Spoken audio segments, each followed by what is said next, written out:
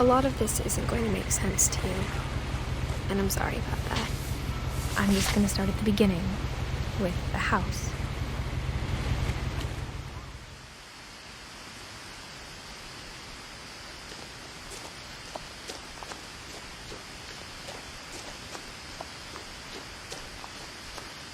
I lived here until I was 11, but I wasn't allowed inside half the rooms.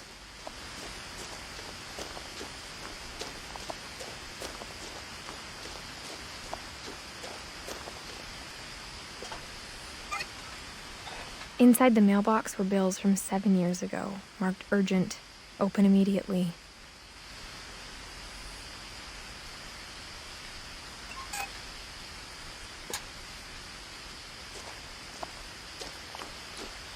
I hadn't been back since my brother Lewis's funeral.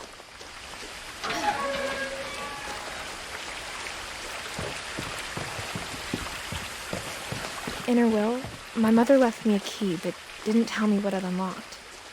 Maybe she thought I'd know. Or she thought that the mystery would be enough to bring me back.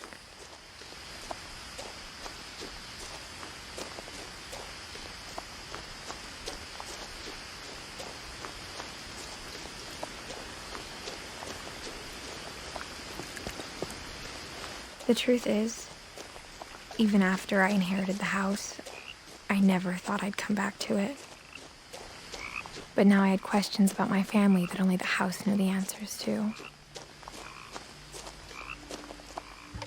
The woods around the house have always been uncomfortably silent, as if they're about to say something but never do.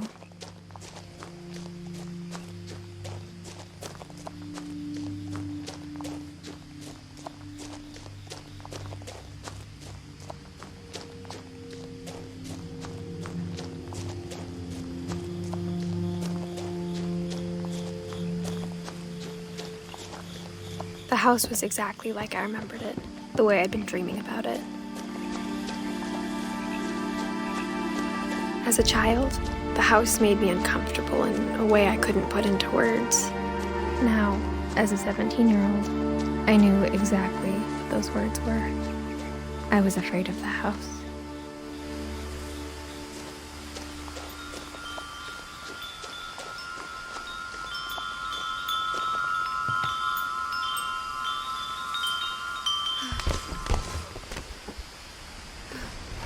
Crawling through the doggy door used to be a lot easier when I was 11.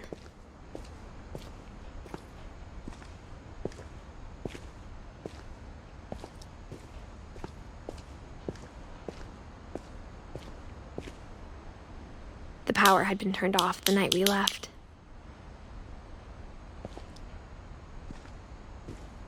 For the first time in years, I felt like I was home.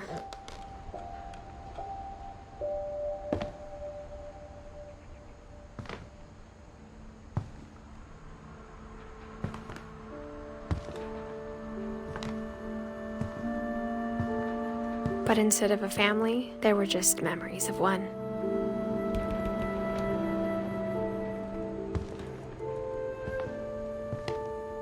Like how only one restaurant would deliver to our house, so we had Chinese a lot.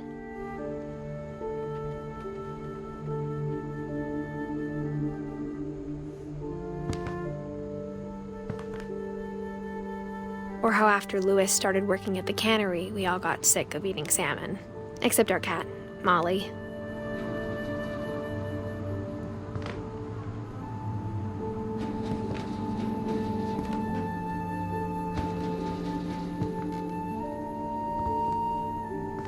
Nothing in the house looked abnormal. There was just too much of it, like a smile with too many teeth.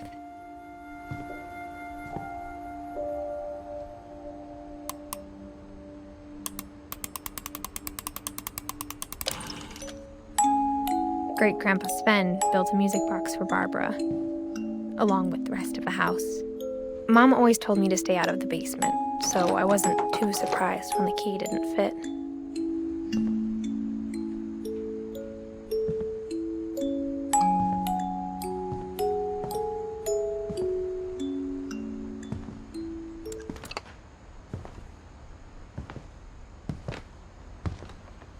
Even the fireplace had a story. Edie told me the bricks came from the original house, after it sank. The table was still a wreck from the night we left. It was like a bomb had gone off, killing everyone but sparing the furniture. My mom was the only one of us who could imagine Great-Grandma Edie living in a nursing home.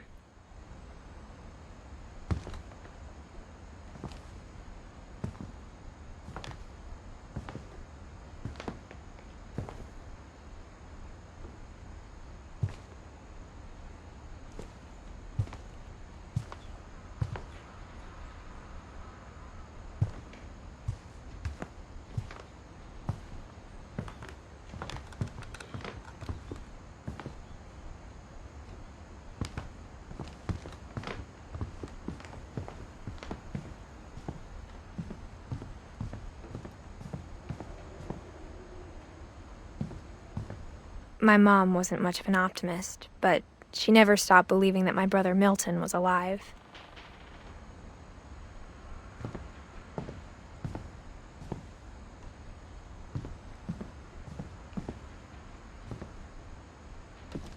After Milton disappeared, Mom sealed up all the bedrooms.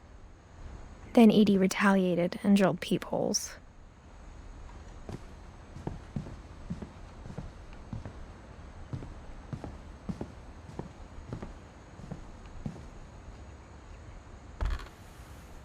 My Grandpa Sam spent 7 years sharing a room with his dead brother, Calvin.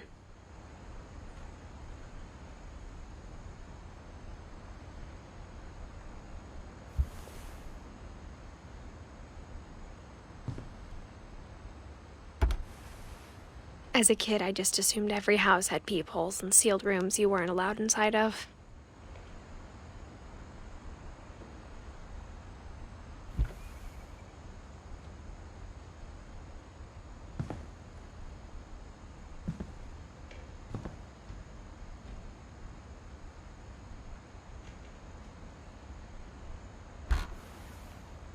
The last time I was in Edith Sr.'s room, I was 10 and she was painting my portrait.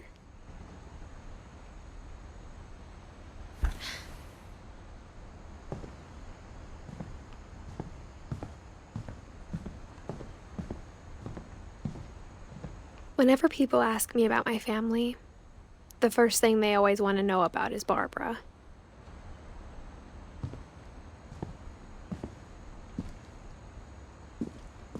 Mom must have locked the third floor stairs on the night we left.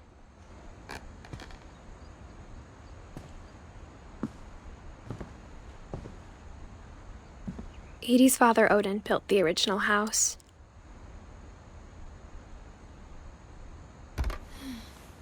Barbara was a child star for 2 years, until America grew out of it.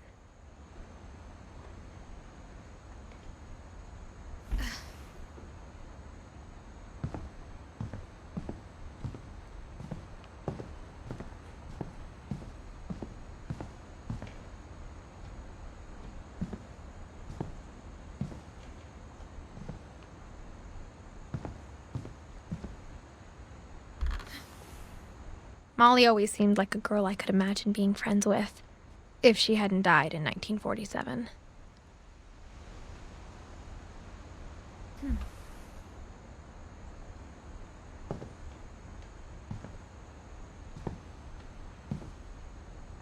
I spent a lot of time playing in Great Uncle Walter's room. I think my mom sometimes regretted not sealing it up.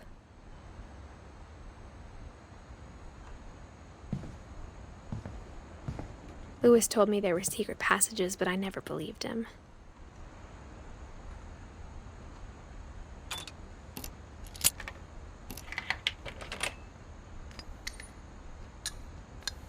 Turns out, my mom was really good at keeping secrets.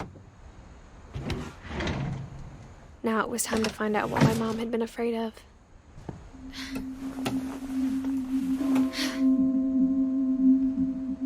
From the paintings on the wall, it was clear my brother Milton had been here before me. Reading this, maybe it sounds like I had a plan. But I had no idea what was behind that door.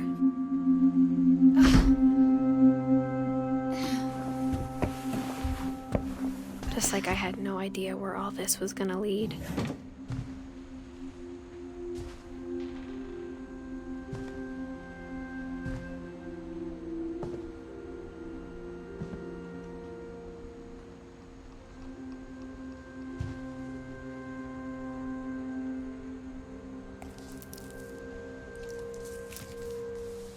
December 13th, 1947.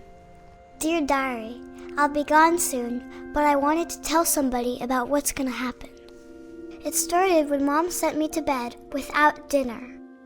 I woke up and I was starving, so I looked around for something to eat.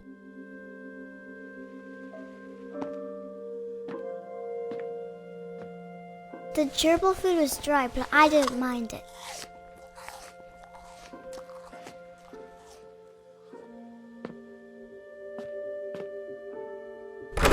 Mom, can I come out now?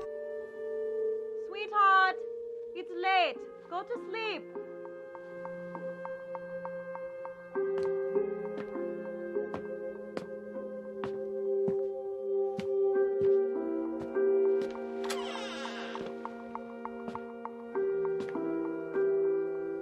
I kept eating and eating.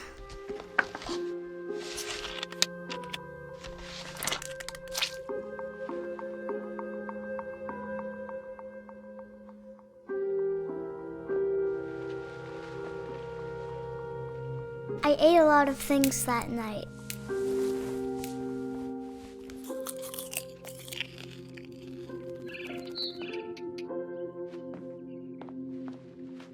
Then I heard chirping outside my window.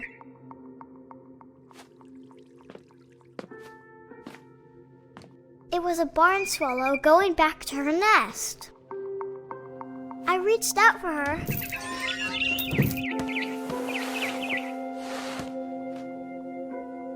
And suddenly, I was a cat.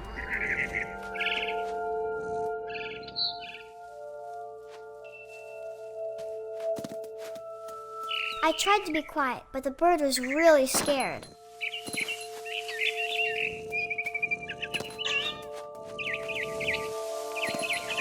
Mom and Dad didn't even look at me.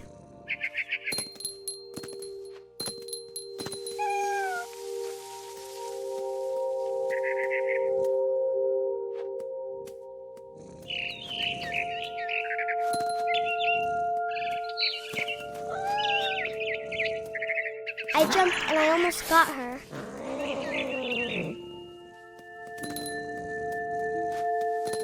I could tell she was getting really tired. Now I was up in the big tree. I promised Dad I wouldn't climb it anymore. All I cared about was eating that mama bird. I gobbled her up. And suddenly, I was an owl. First, all I heard was the wind. Then I heard little teeth nibbling in the grass.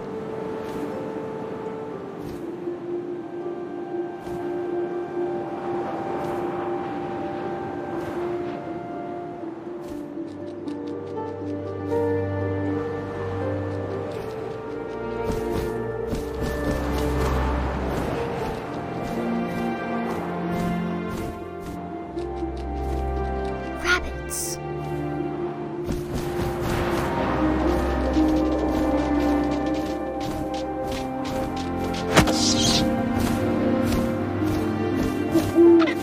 I imagined his face looking up and seeing mine through my talons. I swallowed him up, and I didn't chew one bit. Then I flew off to find something bigger.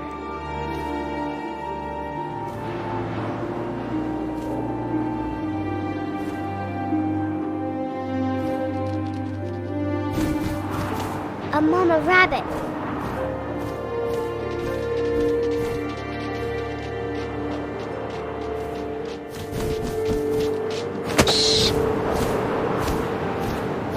She was almost too big to carry. I started choking, but I couldn't stop eating.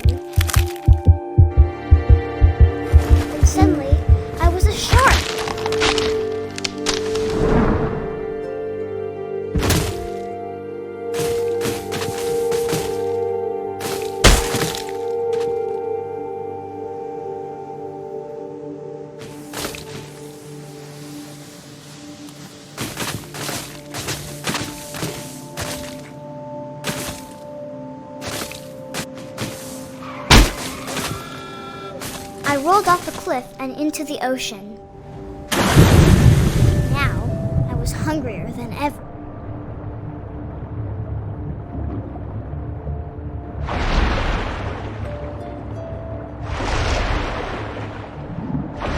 I wanted fat, juicy seals.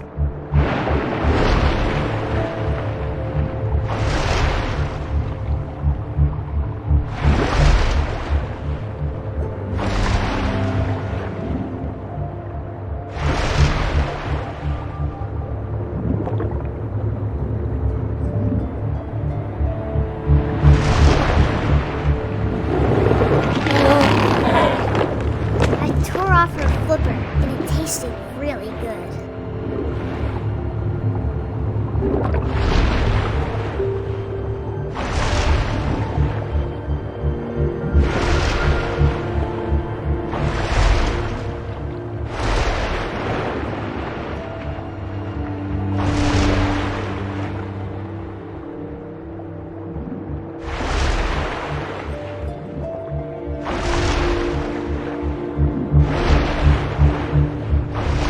Grabbed on tight, but I was so hungry, I jumped out of the water.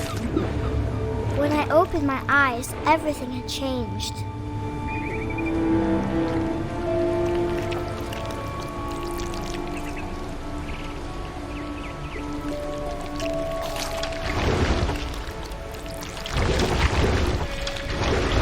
Now I was a monster, and I smelled people everywhere.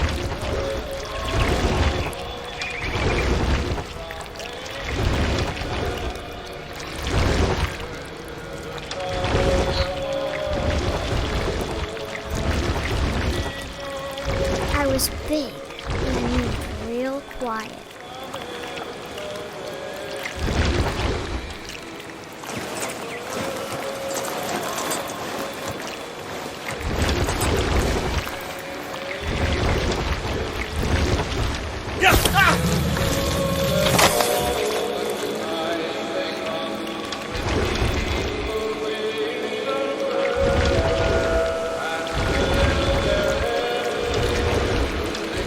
I wanted to stop, but also I didn't.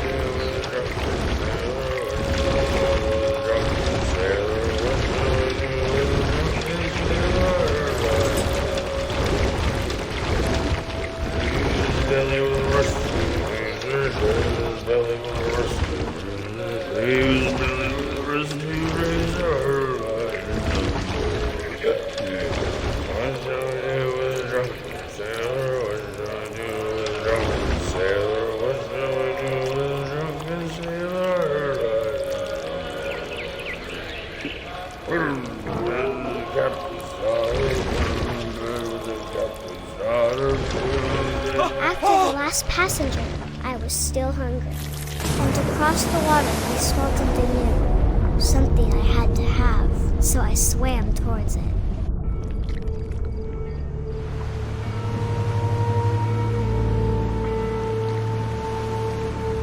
I slithered onto the sand, and the good smell went into an old pipe.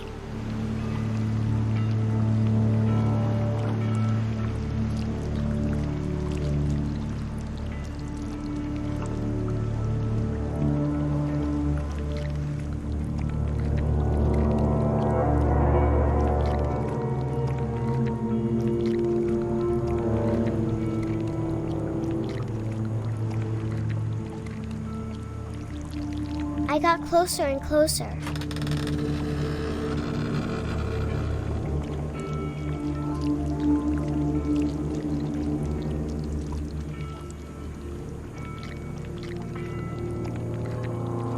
All of my stomach started growling. And suddenly, I was me again. I held my breath for a long time, but I couldn't hear anything. I think it's waiting for me to fall asleep. But it's not going to wait much longer. It needs to feed, and we both know I will be delicious.